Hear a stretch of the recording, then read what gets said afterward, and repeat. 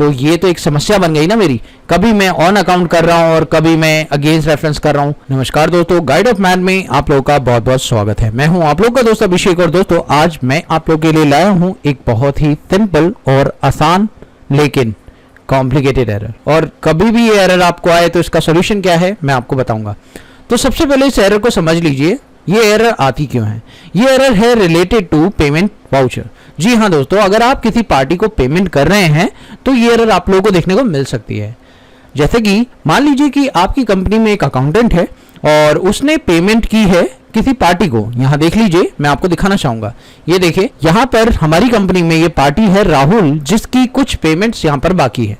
तो मैं यहां पे मान लीजिए कि 14,000 रुपए की पेमेंट इस पार्टी को कर रहा हूं और यहां पर मुझे अगेंस्ट रेफरेंस दिखाई दे रहा है। अब जैसे ही मैंने अगेंस्ट रेफरेंस दिया, मेरे पास यहां पर काफी सारे बिल्स दिखाई दे रहे हैं। अब 14,000 रुपए की पेमेंट मैं जो कर रहा हूं, मान लेते हैं किसी एक बिल्स के रेफरेंस में मैं कर देता हूं, अभी तो कोई दिक्कत नहीं है। यहां पे मान लीजिए मैंने यहां पर 1,20,000 रुपए का बिल लिया और एडजस्ट कर दिया 14,000 रुपए, और एडजस्ट करने के बाद मैंने इसकी पेमेंट कैश में कर दी। तो इस तरीके से मैंने ये एंट्री पास कर दी।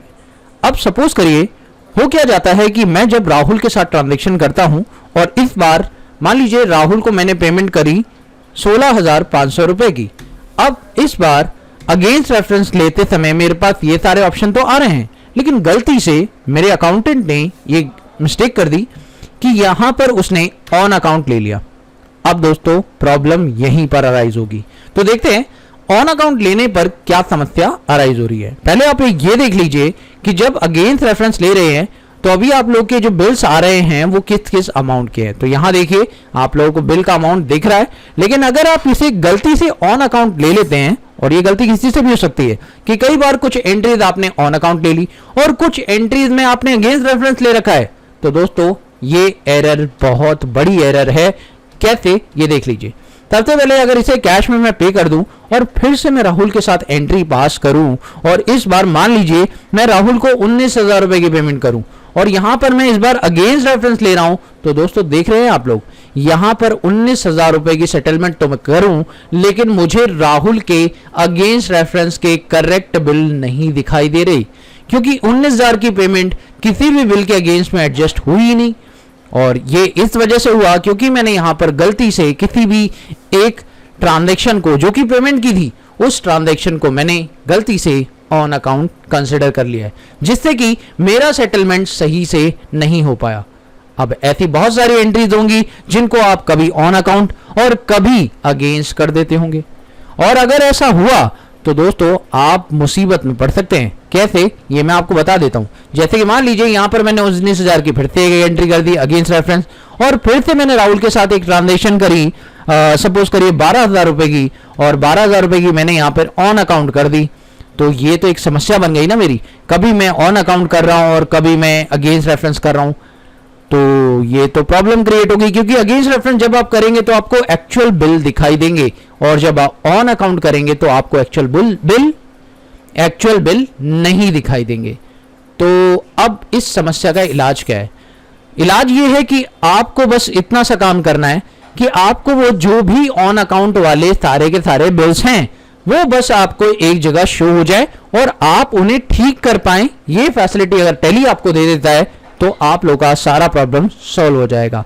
यानी आप लोगों को कितने बिल आपने ऑन अकाउंट में काट दिए हैं आपके अकाउंटेंट ने गलती से बाय मिस्टेक, जबकि आप सारे बिल अगेंस्ट रेफरेंस में काटते थे, और कौन से ऐसे बिल्स हैं जिसको अकाउंटेंट ने ऑन अकाउंट कर दिया है। तो अगर ये पता चल जाए तो हमारा काम आसान हो जाए। तो चलिए इसके लिए आप लोगों को क्या करना होगा, गेटवे ऑफ टैली पर आइए और यहां पर डिस्प्ले पर जाइए।